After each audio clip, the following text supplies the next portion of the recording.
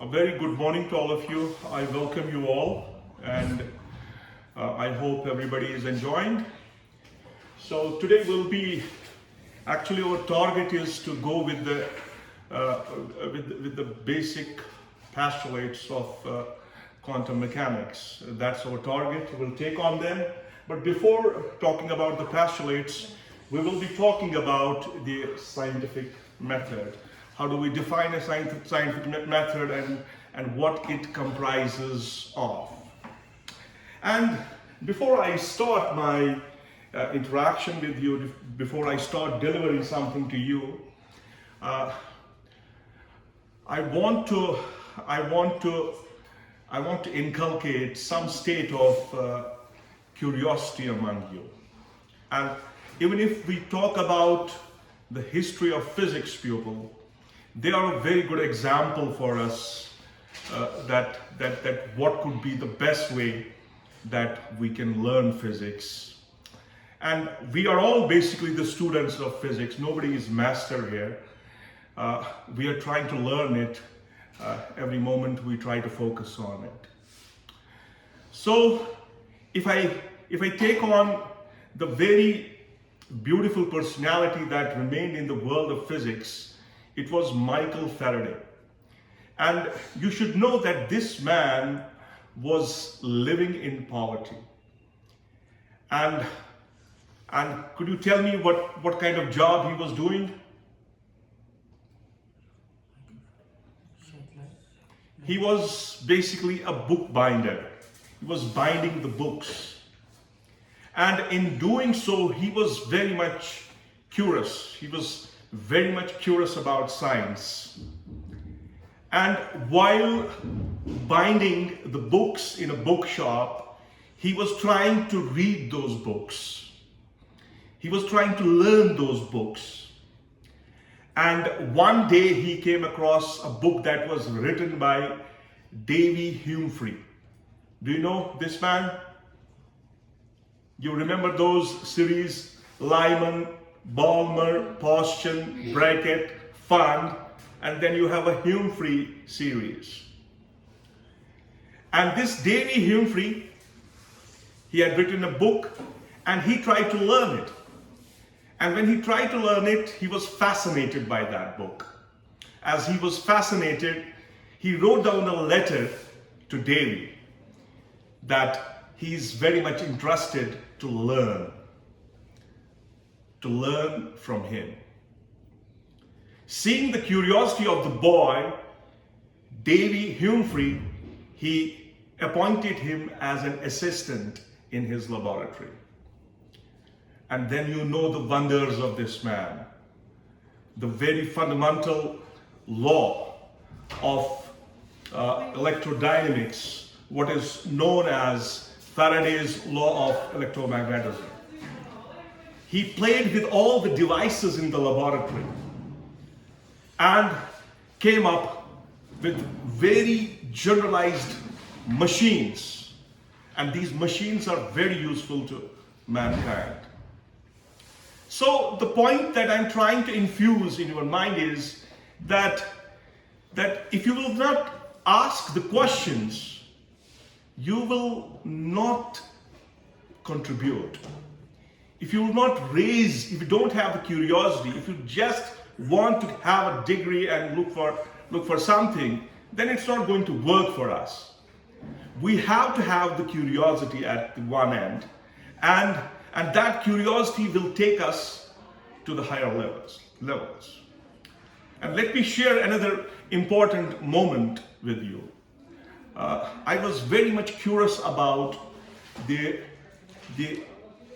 animals. Okay, I'll not use humans as animals. In general, let's talk about the animals. When we talk about the animals, most of the animals have eyes, and their eyes have a limitation. Right? There is a limitation of the eye that animals have. That is visible light.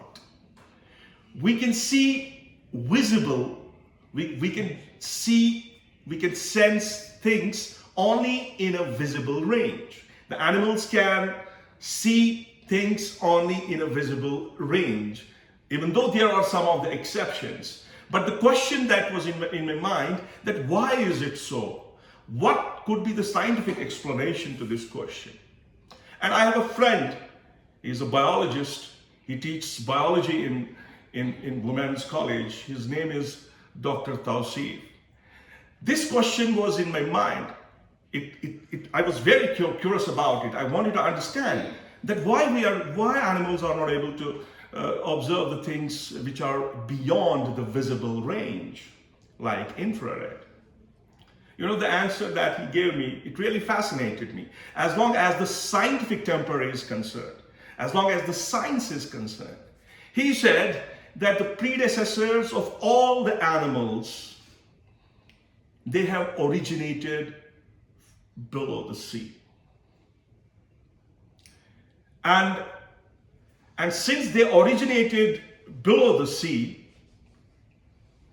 the infrared radiation could not penetrate the water molecules. It is only the visible portion of the light that penetrates the water levels. And he said, evolution may be the answer to this question. Maybe the life that started in the sea, they could receive only the visible portion of the sunlight. The rest of the rays, like ultraviolet rays or infrared rays, all of these rays are absorbed by the upper layers of water. And then somehow they managed to move on to the dry land, but they had already achieved their range of vision. So the point is that when you do the science, you do it. You come up with the questions. If you will not ask the questions, you cannot go to the next step. You cannot go to the next level. Now, leaving apart from this, today we have a target of understanding, getting some knowledge about the postulates. In fact, we have already gone through the postulates in doing the mathematics that we have done in past. But today we will be just generalizing these ideas into the postulates of modern quantum mechanics. But before we go into the postulates, we have to talk about the scientific method. And what is it that we stop? So scientific method, it's a complete loop. It starts from postulates and it ends with the theory. So the very first thing is postulates. What is a postulate? Yeah. What's a postulate? You come up with some basic idea. You frame some basic idea. Now suppose I talk about the Euclidean geometry. You have 2 points. Between the 2 points, what's there? There can be a straight line. Okay? If you assume 2 points, between these 2 points, you can have a straight line. And this straight line is a building block of geometry. Your geometry is constructed by this basic postulate of Euclidean geometry, where we assume that we have 2 points. Between the 2 points, there is always a straight line. Are you getting my point? So from this starting point of straight line, you can build the whole concept of geometry, right? This is what I can say a postulate is. And another important point is that suppose we talk about the universal law of gravitation. What does it tell us? It gives us the force of attraction between the point masses. So point masses, what does it mean, point masses? If I calculate the force between Earth and Sun, I have to choose Earth as a point mass. Is it a point? A point, what is point? A point is something which has no dimensions. A point is something that has no volume, right? So you come up with a postulate. You treat your Earth as a point mass. You treat Sun as a point mass, okay? And you draw a line between Earth and Sun. And you build a mathematical formalism on this postulate. You treat your bodies as point masses, and on these point masses, you build a mathematical formalism. So what you have a mathematical formalism.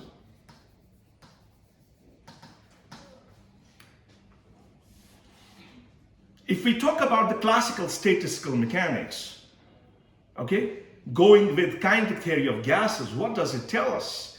It starts with some postulates. You have some postulates. You treat every gas molecule as a point mass. You assume that between these point masses there is no force.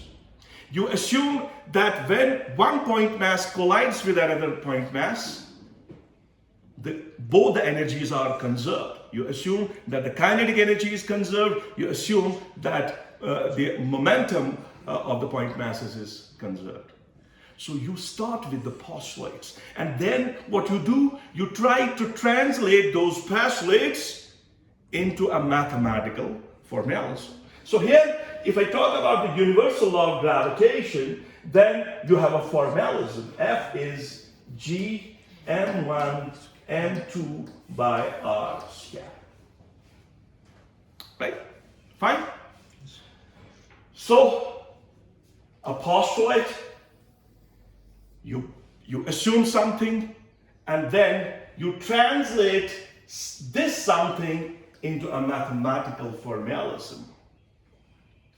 And once you have a mathematical formalism, you try to predict the things. You're predicting now. You have universal law of gravitation. Now you can predict the force between one object and another object, the gravitational force. The gravitational force between Sun and Earth. You make predictions. So once you have that mathematical formalism, you have mathematical formalism, it leads to predictions. And once you predict, so it leads to predictions, right? And once you predict, now you will look for the laboratory. You would love to verify the predictions of your mathematical model. You have a mathematical model, you build it based on some of the important postulates, and you predict something. Now, if your predictions are experimentally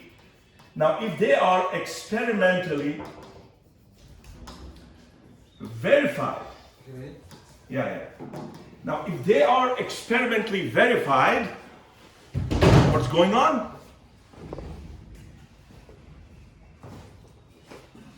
The whole structure, the whole thing that I talked about, it becomes a theory. Okay? Your starting point is a postulate, then there is a mathematical formalism, then there is the predictions, and then there is experimental verification. If there is a complete experimental support, you have a theory in place. But there are certain theories which we cannot experimentally confirm. The one among them is what? The string theory. You might have heard about string theory. It's a very, very theoretically fundamental theory based on some very arguable postulates. But to test string theory, do you know? You need a particle accelerator. You know a particle accelerator? Okay, you have an accelerator, you have those electric and magnetic fields, and you accelerate your charges. and you make these charges collide with each other. The one on planet Earth we have at CERN. But to test this string theory, you need a particle accelerator whose size is as big as the visible universe. So now you cannot nullify this theory because you cannot test it. But it's a theory out there. But you don't have any experimental support for this theory. That's why this theory is not taken for granted. But on the other hand, we have quantum mechanics. It has its basic postulates. We have a theory. We have a formalism. This theory can be tested. It can be tested in the laboratory. This year, we have a Nobel Prize in physics testing that your electrical circuit can behave like an atom. The way you have quantized energy levels in an atom, you can have energy levels, quantized energy levels in an electrical circuit. So this is what we call as scientific method. Okay? So scientific method, you need that mathematical formalism. If you replace that mathematical formalism, I don't know what it becomes. Now let's go with the postulate 1. Now let's talk about this. Postulate 1.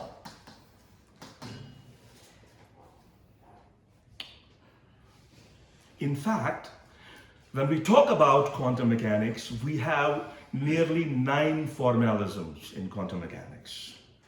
We have separate Schrödinger's approach, we have separate Heisenberg's approach, and then we have Dirac approach that comprises both Schrödinger as well as Heisenberg, where we talked about that Hilbert space. Hilbert space takes care of both Schrödinger's approach as well as Heisenberg's approach. Now, what is the very first postulate of this formalism? Yeah. The postulate says that you have a system,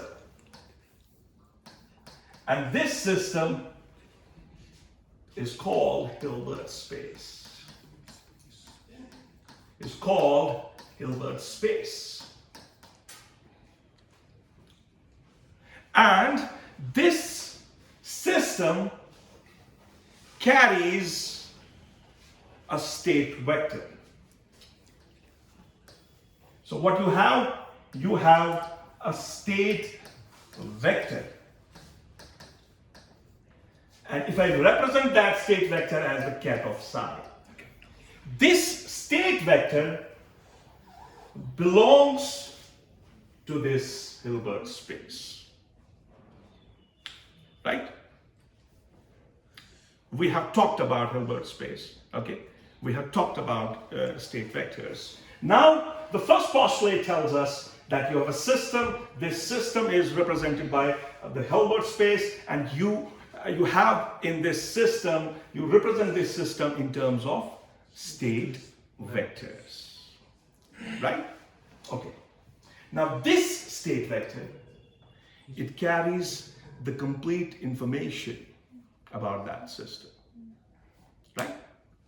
So this is postulate number 1. Right? Now,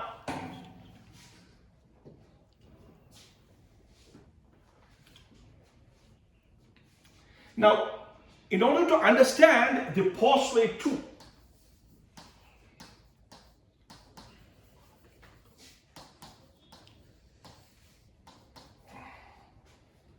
we would like a comparison. We would like a comparison with the classical physics.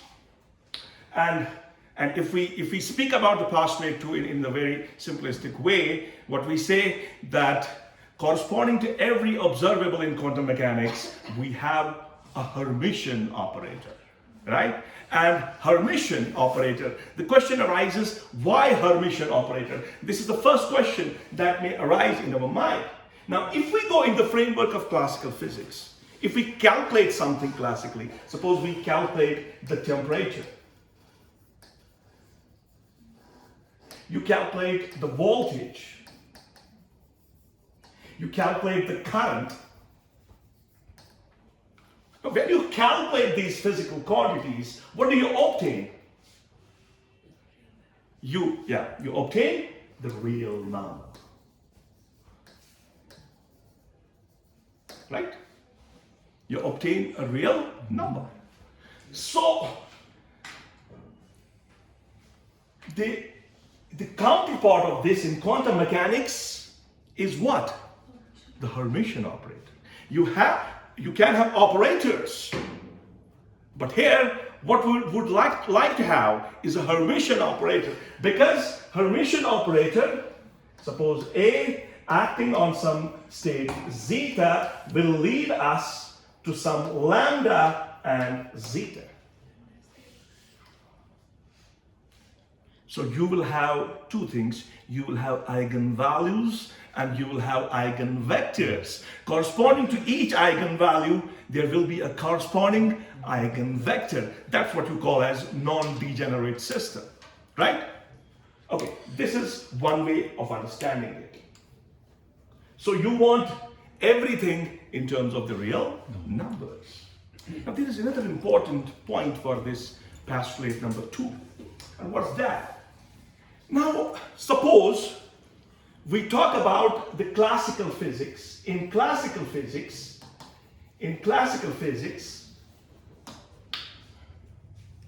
we have a phase space, right?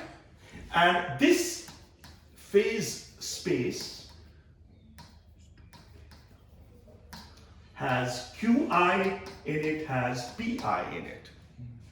It has position coordinates and it has momentum coordinates. So in this phase space, what you have a point. Suppose this point is Q1, P1. And you want to demonstrate that this point evolves, it moves over time t to a point Q2 and P2. Now between this point and this point, what you have? You have a trajectory. In classical physics, we have trajectories. We have predictions. We predict Pi as dou H by dou Qi dot. We predict Qi minus dou H by dou Pi. Now what is H? H is the classical Hamiltonian. So if you know the classical Hamiltonian, you can predict everything about that system. You can predict the momentum and you can predict the position, right? So in classical domain, so what you have here, you have a phase space, isn't it? What we have in quantum mechanics, we have Hilbert space. In quantum, we have, and here what we have the phase space, you have the Hamiltonian. You can, if you know the Hamiltonian of your system, you can predict the momentum of your point mass, you can predict the position of your point mass over the time. Now, do we have superposition principle in classical physics? I will say broadly, we don't have. There is no superposition principle in classical physics, but there are a couple of exceptions. What's that? You have the waves, the superposition of the waves. Okay? If you want to demonstrate that how the waves interact with each other, you make use of superposition principle. You can think of superposition principle in terms of the sound waves. But majority of the classical physics is where you have absence of superposition principle. You cannot talk about the superposition of this point and this point in the phase space. Isn't it? Can you do that? No. Because in classical physics, your point masses do not superimpose. There's no superposition principle in classical physics, except a few like light waves, water waves, sound waves. There you have superposition principle that you talk about. Now, corresponding to this framework, what we have a Hilbert space in quantum mechanics. And quantum mechanics is completely driven by the superposition principle. Because if you want to write down any vector in the Hilbert space, you can write it as the superposition of the basis vectors. Are you getting my point? Getting my point? So, classical physics is mostly non-linear. Yeah, there is linearity also in classical physics. But quantum mechanics is completely linear. Right? The quantum mechanics is completely linear. Now, how we understand this superposition? Because superposition is something that makes your postulate true. In addition to the commutation relation, in addition to the Hermitian operation that I said, that you make use of Hermitian operators on your eigenstates so that you obtain the eigenvalues. Are you getting? Now, let me take an example of, say, spin. Spin is okay for us. Okay? Spin. Now, let me represent the spin up as the ket and spin down as the ket. Right? Now, if I add an operator known as spin operator, I add it on spin up, what I'll get plus h cross by 2. And if I use this spin operator on spin down, I'll get minus h by 2.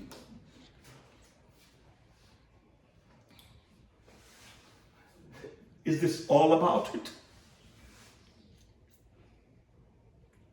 This is all about it. Yes, if you make the measurement on the spin up, you will get its value. You will have a measurement on spin down, but this is not the whole thing. You can have the superposition of spin up and spin down. You have, say for example, you have the spin up state, you have the spin down state. You can have another vector in the Hilbert space, which is, say, C1 spin up plus C2 spin down. Right? So you can have the superposition of these two states.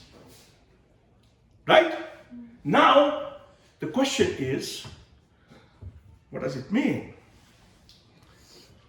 What does it mean? What does it mean? What am I telling? I think I can explain this thing using the very famous experiment that you have learned in your previous classes, what's known as Stern-Gerlach experiment. You must have read this Stern-Gerlach experiment. Can you tell me what this experiment is telling us? What this experiment is telling us? Come on. It's telling us that electrons have spin. It's the experimental confirmation of existence of spin. Now, what happens in this experiment? you have a non-uniform magnetic field. You remember this experiment? Non-uniform magnetic field. So magnetic field interacts with silver atoms. Now you have silver atoms. Try to understand what I'm telling you. So before your atoms interact with this magnetic field, they are what? They are in superposition. They are in this state. Psi equals C1 spin up plus C2 spin down.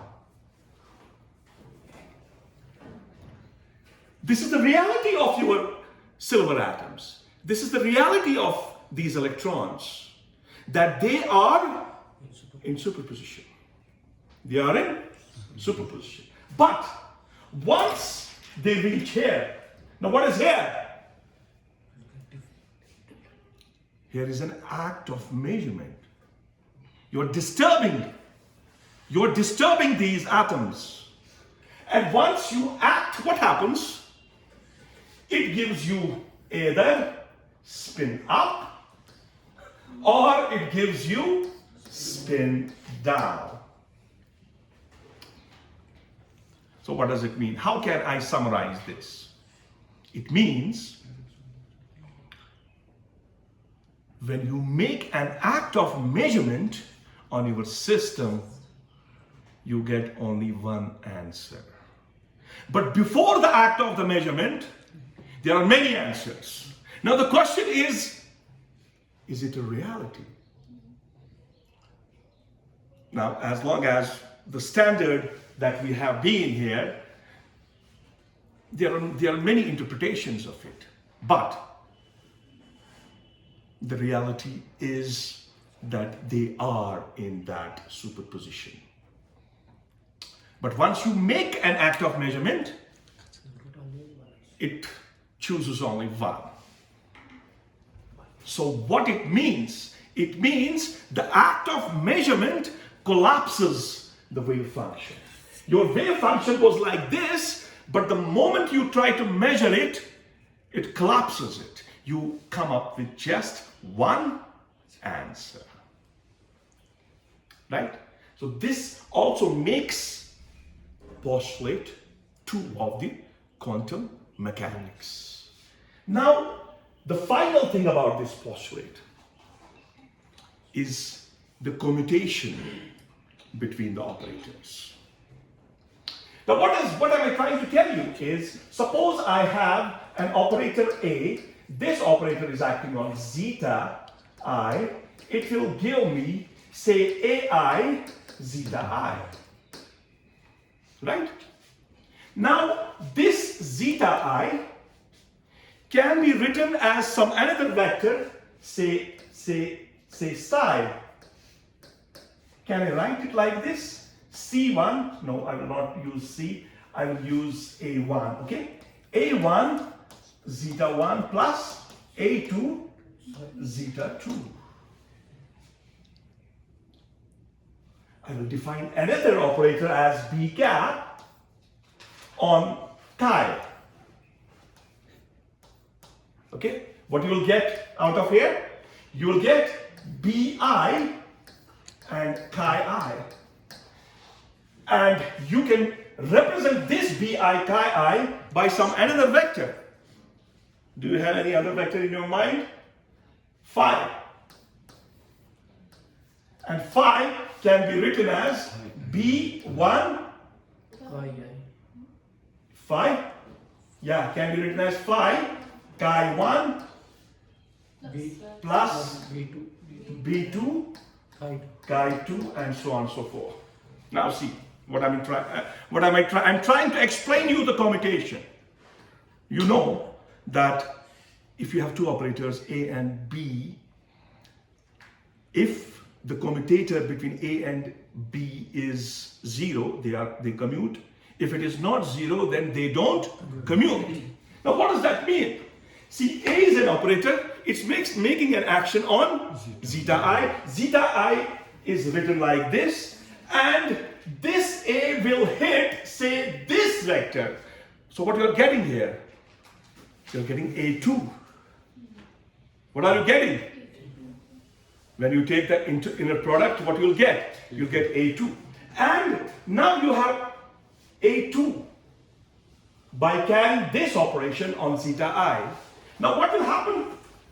What am I doing now? I'm using B operator. B will hit what? B will hit, say for the sake of argument, it will hit A2. And you will have the result.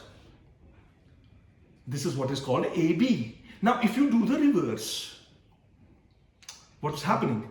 B will hit any of the B's, right?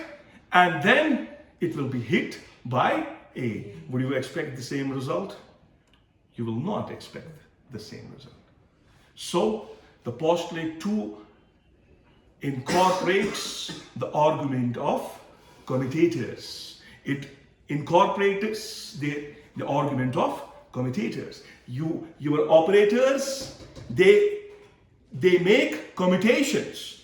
They are non-commuting operators. And why they are non-commuting operators? That can be understood by superposition principle, because your vector space is made of range of vectors. So I think somebody is knocking. With this, I would like to stop here. Okay, in our next interaction, we'll proceed on from here. So if anybody has any questions, you can ask me, or you can stop it down.